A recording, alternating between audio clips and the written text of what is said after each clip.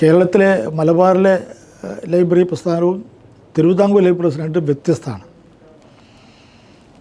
മലബാറിലെ ഗ്രന്ഥശാല പ്രസ്ഥാനം പൂർണ്ണമായും സ്വാതന്ത്ര്യ സമര പ്രസ്ഥാനത്തിൻ്റെ ഒരു പ്രോഡക്റ്റാണ്. അതിൻ്റെ ഒരു ഉത്തേജക ഒരു കെമിസ്ട്രി ആയിട്ട് രൂപപ്പെട്ട് വന്നതാണ്. അന്ന് കോൺഗ്രസിൻ്റെ കമ്മിറ്റി ഒരു റെസൊല്യൂഷൻ മൂവ് ചെയ്തു, ഒരു സർക്കുലർ പാസ് ചെയ്തു. ഓരോ കോൺഗ്രസ് കമ്മിറ്റികളുടെ ഓഫീസിൻ്റെ കൂടെ ഓരോ വായനശാല കൂടി സ്ഥാപിക്കണം എന്ന് പറഞ്ഞുകൊണ്ട്. അങ്ങനെയാണ് വ്യാപകമായി മലബാറിൽ എവിടെ കോൺഗ്രസ് ഉണ്ടോ, അല്ലെങ്കിൽ കോൺഗ്രസ് സോഷ്യലിസ്റ്റ് പാർട്ടി ഉണ്ടോ, അല്ലെങ്കിൽ ആ പുരോഗമന വിഭാഗമുണ്ട്, അവിടെ ലൈബ്രറിയും വന്നു. ഞങ്ങളതിനു വേണ്ടി ശ്രമം നടത്തി. അതിൻ്റെ ഫസ്റ്റ് മീറ്റിങ്ങിൽ തന്നെ ഒരു ലൈബ്രറി നിയമം രൂപീകരിക്കാൻ വേണ്ടി തീരുമാനിച്ചു. അപ്പോൾ അതിൻ്റെ ഉള്ളിലേക്ക് കടന്നപ്പോഴാണ് അതിൻ്റെ പ്രയാസം മനസ്സിലാവുന്നത്. ഒരു 18ഓളം ശ്രമങ്ങൾ അതിനു മുമ്പ് നടത്തിയിട്ടുണ്ട് കേരളത്തിൽ ലൈബ്രറി ഉണ്ടാക്കാൻ വേണ്ടി. മറ്റ് സ്റ്റേറ്റുകളിലെല്ലാം ലൈബ്രറി പ്രസ്ഥാനം എന്ന് പറയുന്നത് ഡിപ്പാർട്ട്മെൻ്റൽ സിസ്റ്റമാണ്. വിദ്യാഭ്യാസ വകുപ്പ് പോലെ ലൈബ്രറി ഡിപ്പാർട്ട്മെൻറ്റ്, അതിന് ചീഫ് ലൈബ്രറിയൻ, അതിന് ഡെപ്യൂട്ടി ലൈബ്രറിയൻ എന്നെല്ലാം പറഞ്ഞുകൊണ്ട് ഗവൺമെൻറ് ഉദ്യോഗസ്ഥന്മാരാണ്. ഇവിടുത്തെ ലൈബ്രറി പ്രസ്ഥാനം തികച്ചും ജനാധിപത്യപരമായി ജനകീയമായി സംഘടിപ്പിച്ചതാണ്.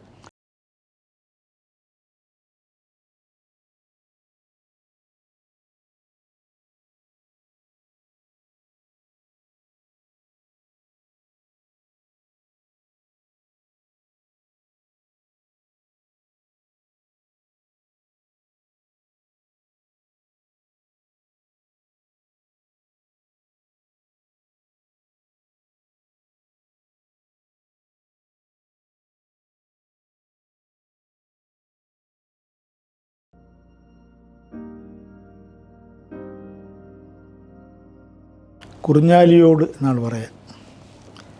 അത് ഏറാമല പഞ്ചായത്തിലെ തെക്ക് ഭാഗം വരുന്ന കുറിഞ്ഞാലിയോട്.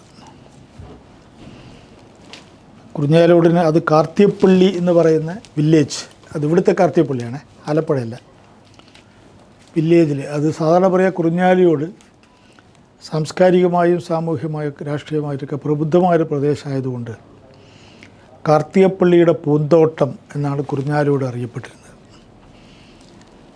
അവിടെ സ്വാതന്ത്ര്യ സമര പ്രസ്ഥാനം ഏറ്റവും ശക്തമായി നിൽക്കുകയും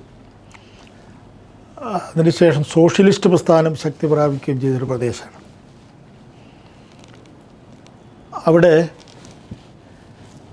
ലൈബ്രറി സ്ഥാപിക്കപ്പെട്ട 1947 കാലഘട്ടത്തിൽ സ്വാതന്ത്ര്യ സമരവുമായി ബന്ധപ്പെട്ട് സ്വാതന്ത്ര്യ സമരത്തിന് തുടർച്ചയായിട്ട് നിരവധി സോഷ്യലിസ്റ്റ് മൂവ്മെൻറ്റുകൾ നടന്നിരുന്നതാണ്. അന്നവിടെ കുറിഞ്ഞാലിയോട് കലാസമിതി എന്ന് പറഞ്ഞൊരു സ്ഥാപനം ഉണ്ടായിരുന്നു, ചെറിയ രൂപത്തിൽ.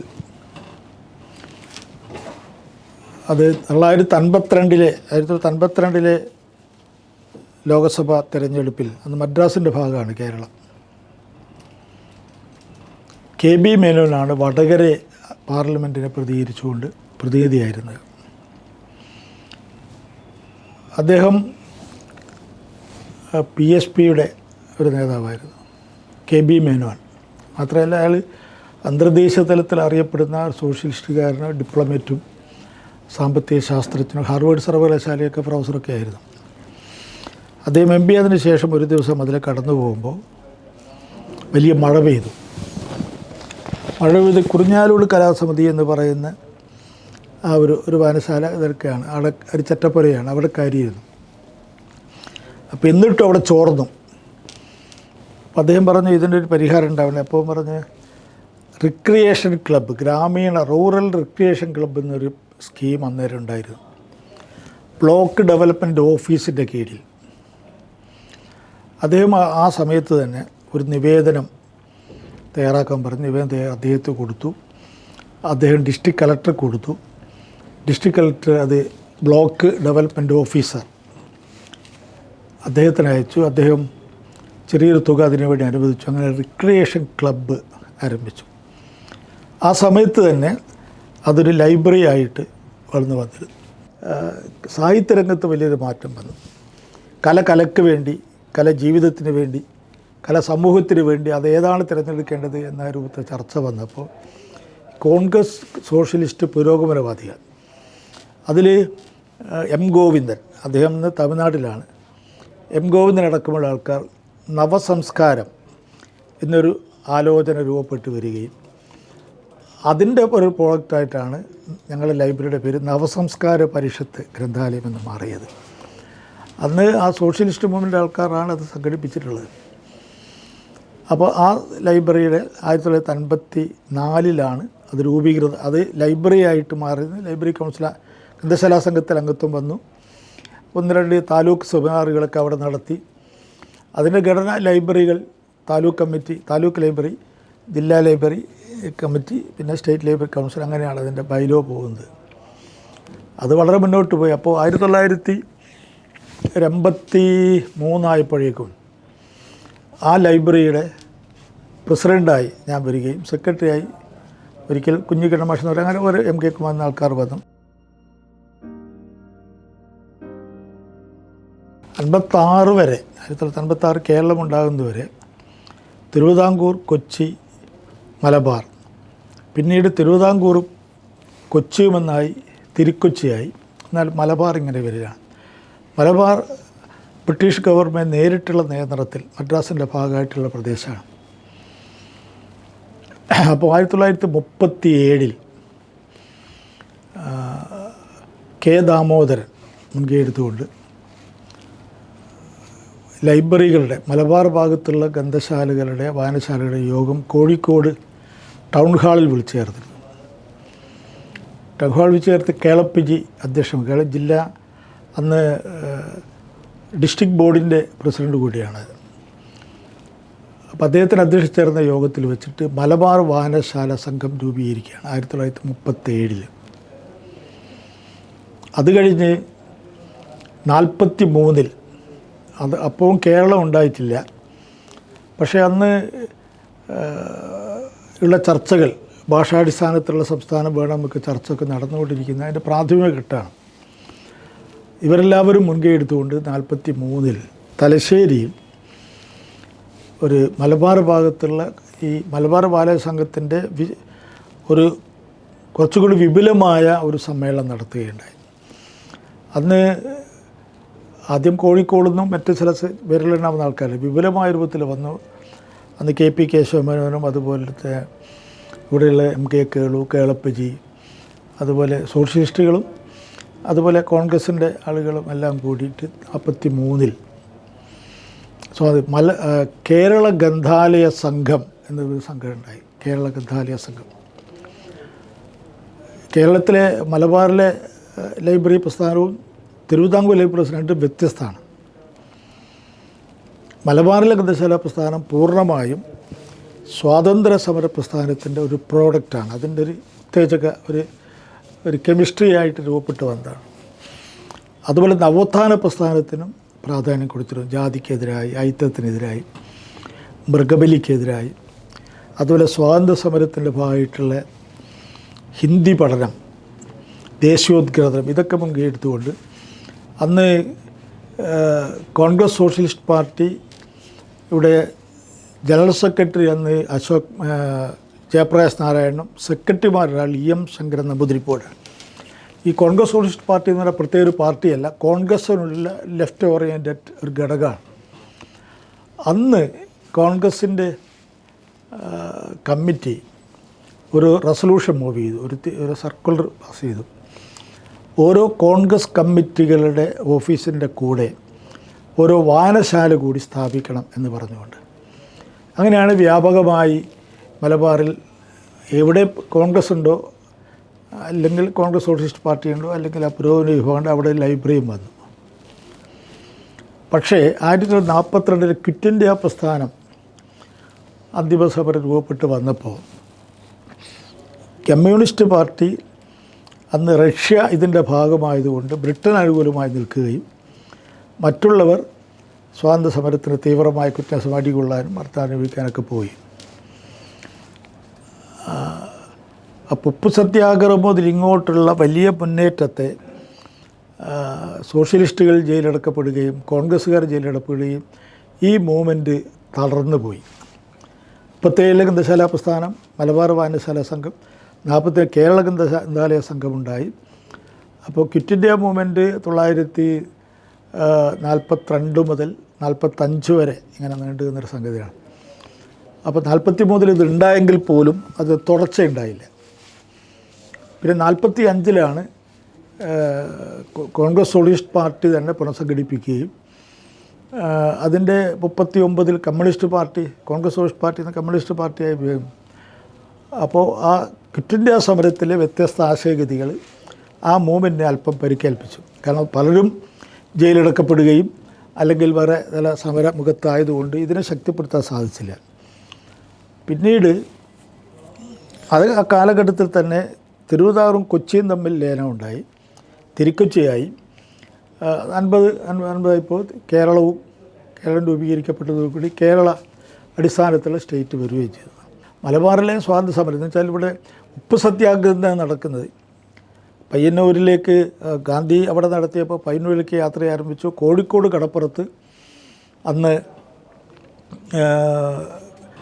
നമ്മുടെ കൃഷ്ണപ്പിള്ളയും അതുപോലെ മുഹമ്മദ് അബ്ദുറഹിമാൻ സാഹിബ് എല്ലാം കൂടി നടത്തിയ ആ പ്രകടനം സ്റ്റാർട്ട് ചെയ്യുന്നത് സന്മാർഗദർശിനി എന്ന് പറയുന്ന വായനശാലയിൽ നിന്നാണ്, കോഴിക്കോട്. പിന്നീട് ഗാന്ധി വന്നിട്ടുണ്ട് അവിടെ. അപ്പോൾ അതിന് അടുത്തുള്ള റോഡിന് ഗാന്ധി റോഡ് എന്നാണ് പേര്, കോഴിക്കോട്. സന്മാർഗദർശി ലൈബ്രറി അന്ന് പതാകയ്ക്ക് വേണ്ടി ഒരു പതാക വേണം പ്രകടനം നടത്താൻ പറയുമ്പോൾ ആരുടെ കയ്യിലും പതാകയില്ല. അന്ന് മാതൃഭൂമി ഈ സ്വാതന്ത്ര്യ സമര പ്രസ്ഥാനത്തിനൊരു ഭാഗമായത് മാതൃഭൂമി പോയി അന്നത്തെ കോൺഗ്രസിൻ്റെ ഒരു പതാക, ദേശീയ പ്രസ്ഥാനത്തിൻ്റെ പതാക എടുത്ത് വന്നിട്ടാണ് 1930 ഉപ്പ് സത്യാഗ്രഹത്തിൽ അവിടെ നിന്നാണ് പ്രകടനം നടക്കുന്നത്. ആ പ്രകടനം കോഴിക്കോട് കടപ്പുറത്ത് ഉപ്പ് കുറുക്കുക എന്നുള്ളതാണ്. ഇതിനോട് അനുഭവം രേഖപ്പെടുത്തിക്കൊണ്ട് പോലീസിൻ്റെ വളരെ മൃഗീയമായ മർദ്ദനമേറ്റ് അവിടെയാണ് അബ്ദുറഹിമാൻ സാഹിബിൻ്റെ കഴുത്തിലേക്ക് ഈ കൊടിയുടെ വടി ഇങ്ങനെ വെച്ചിട്ട് പോലീസിൻ്റെ ലാത്തി കൂടി വെച്ച് 2 ഭാഗത്തും പോലീസുകാർ കയറി നിൽക്കുകയാണ്. എന്നിട്ട് ഗാന്ധിക്കെതിരായി മുദ്രാവാക്യം വിളിക്കാൻ പറഞ്ഞു. അയാൾ പറഞ്ഞു എൻ്റെ കുക്കിൽ ജീവനുള്ള കാലത്തോളം അത് വിളിക്കില്ല, അത് മഹാത്മാഗാന്ധിക്ക് ജയ് വിളിച്ചിട്ട് അങ്ങനെ ആ മൂവ്മെൻറ്റ്. അപ്പോൾ അന്നത്തെ ലൈബ്രറികളിലാണ് ഇതിനൊക്കെ ഉള്ളത്. അതുപോലെ മുണ്ട് മറക്കാൻ, ഈ മുട്ടിന് താഴെ ഉടുക്കാനുള്ള അവകാശത്തിന് വേണ്ടിയുള്ള പോരാട്ടം, ക്ഷേത്രപ്രവേശനത്തിന് വേണ്ടിയുള്ള സമരങ്ങളൊക്കെ ലൈബ്രറികൾ കേന്ദ്രീകരിച്ചാണ്. സാമൂഹ്യ നവോത്ഥാന പ്രസ്ഥാനത്തിൻ്റെയും സാമൂഹ്യ പരിഷ്കരണ പ്രസ്ഥാനത്തിൻ്റെയും സ്വാതന്ത്ര്യ സമര പ്രസ്ഥാനത്തിൻ്റെയും ഊർജ്ജദായകമായിട്ടാണ് മലബാർ ലൈബ്രറി പ്രസ്ഥാനം വളർന്നു വന്നത്. അതുതന്നെയാണ് യഥാർത്ഥത്തിൽ ഈ മൂവ്മെൻ്റ് അടുത്ത് കുറച്ചുകൂടി പൊളിറ്റിക്കലി അവെയർനെസ് മലബാർ ഭാഗത്ത് വരാനുള്ള കാരണം അതാണ്.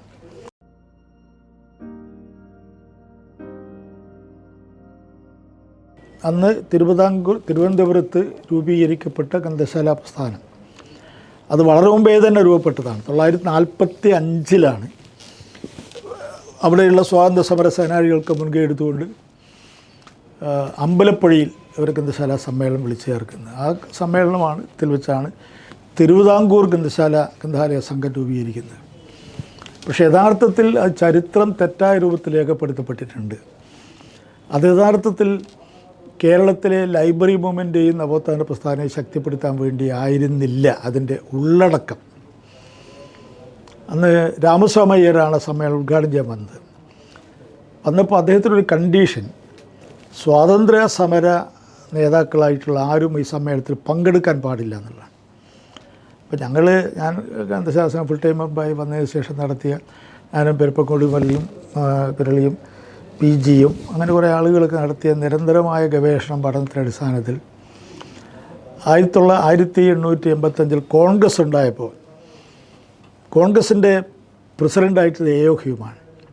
ഒരു ബ്രിട്ടീഷ് ഒരു ഇൻ്റലക്ച്വലായിട്ടുള്ള ആളാണ് ഉദ്യോഗസ്ഥനായിട്ട് ആക്കിയിട്ടുള്ളത്. അതിൻ്റെ കാരണമായി പരിശോധിക്കപ്പെട്ടത് കോൺഗ്രസ് എന്ന് പറയുന്ന പ്രസ്ഥാനം സ്വാതന്ത്ര്യ സമര പ്രസ്ഥാനത്തിലേക്ക് വന്ന് വളർച്ച പ്രാപിക്കുമ്പോൾ അത് ബ്രിട്ടീഷ് ഗവൺമെൻറ്റിനെതിരായി തീരും എന്നതുകൊണ്ട് അതിനെ ഒരു വഴിതിരിച്ചു വിടാനുള്ള സേഫ്റ്റി വാളുമായിട്ടാണ് 1850 കോൺഗ്രസ് രൂപീകൃതമാകുമ്പോൾ അതിനെ ബ്രിട്ടീഷ് ഭരണാധികാരികൾ ഹൈജാക്ക് ചെയ്തു എന്നതാണ് യഥാർത്ഥ ചരിത്രം. അതേപോലെ ലൈബ്രറി പ്രസ്ഥാനം നിലവിലെ തിരുവിതാംകൂർ ഭരണകൂടത്തിനെതിരായി ഡെവലപ്പ് ചെയ്ത് വരും എന്നതുകൊണ്ട് രാമസ്വാമി അയ്യർ തന്നെ നേതൃത്വം കൊടുത്തുകൊണ്ട് അദ്ദേഹം തന്നെ പങ്കെടുത്തുകൊണ്ട് സ്വാതന്ത്ര്യ സമര സേനാനിയെ അതിൽ നിന്ന് മാറ്റി നിർത്തി അതിലെ PN പണിക്കരും പോലെ ആളുകൾക്കെല്ലാം വലിയ സാമ്പത്തിക സഹായങ്ങൾ ചെയ്തുകൊണ്ടാണ് രൂപപ്പെട്ടു വന്നത്.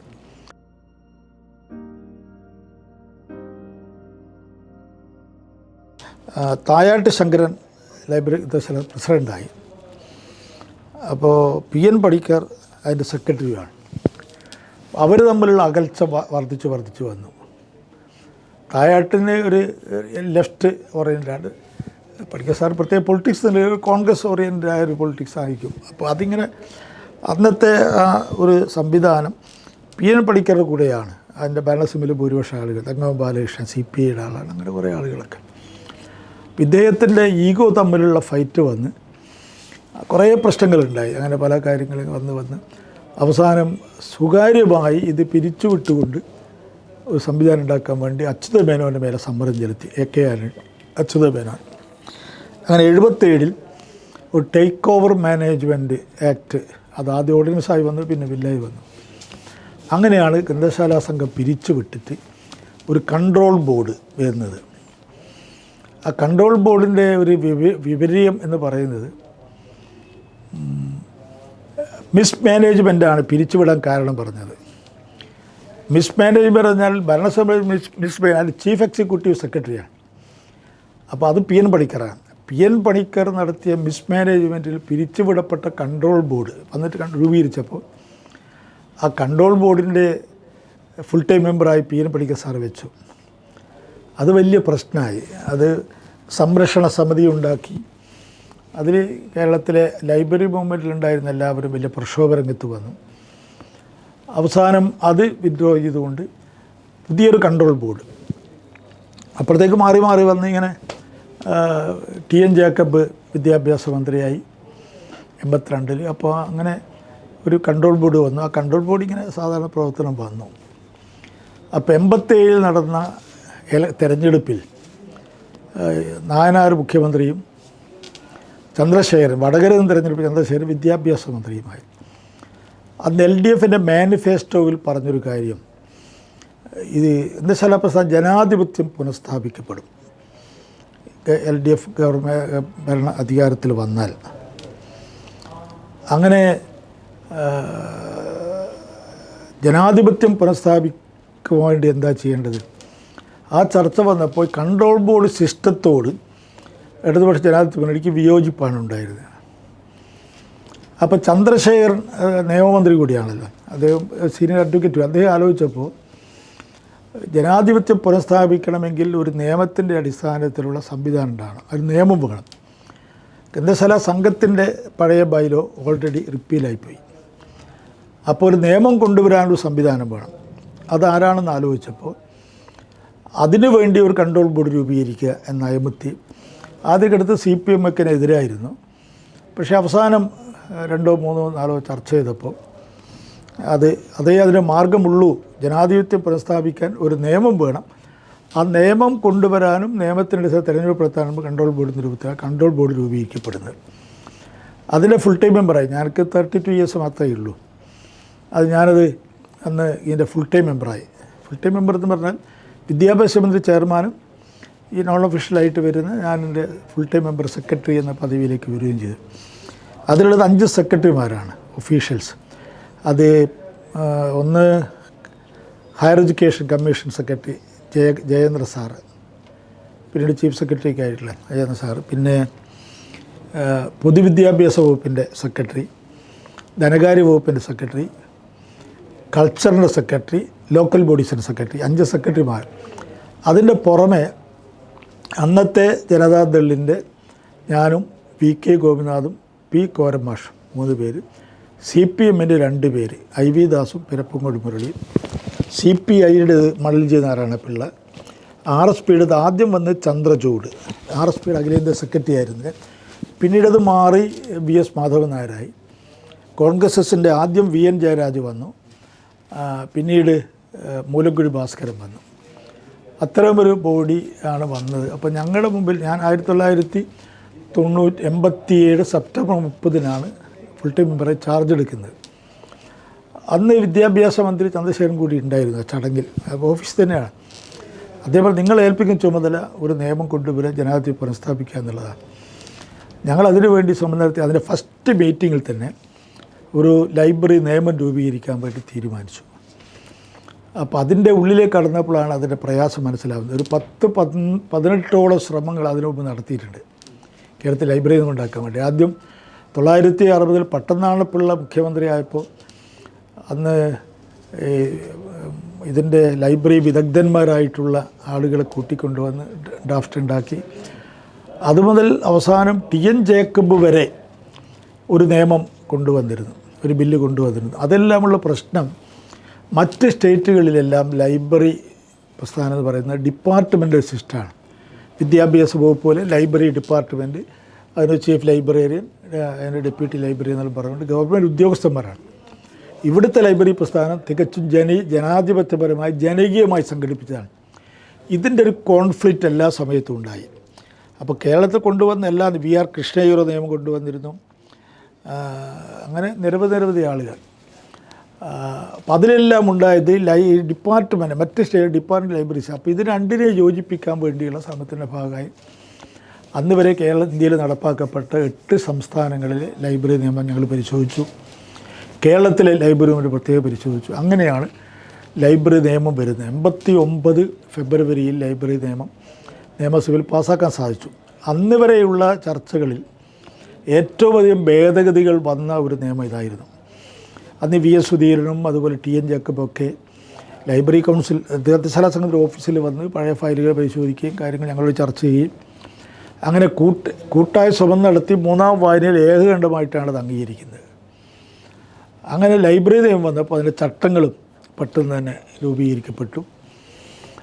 മെയ് മാസം ഒരു 6 മാസം എടുത്ത് ലൈബ്രറി ചട്ടങ്ങൾ വന്നു.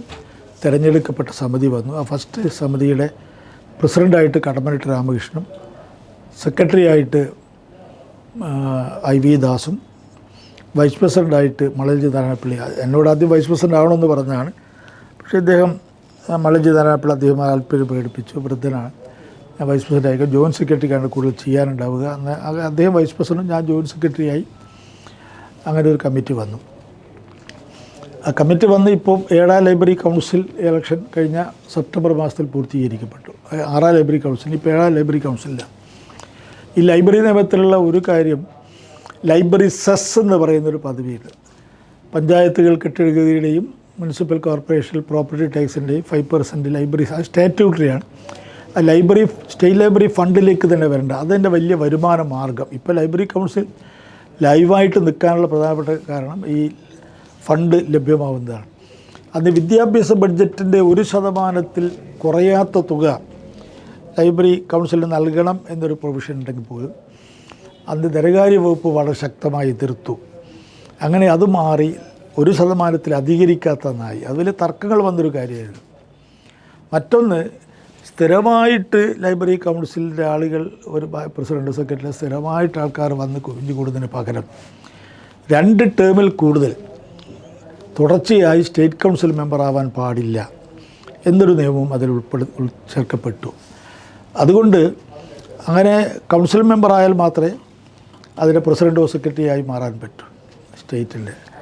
പിന്നെ മറ്റൊരു കാര്യം, ഒരു ഗ്രാമത്തിലെ ഒരു പട്ടണത്തിലുള്ള പ്രാദേശിക ലൈബ്രറിയിൽ നിന്ന് താലൂക്ക് ലൈബ്രറി കൗൺസിൽ മെമ്പറായി വരുന്ന ഒരാൾക്ക് മാത്രമേ ജില്ലാ കൗൺസിലും സ്റ്റേറ്റ് ഭാരവാഹിയാവാൻ പാടുള്ളൂ.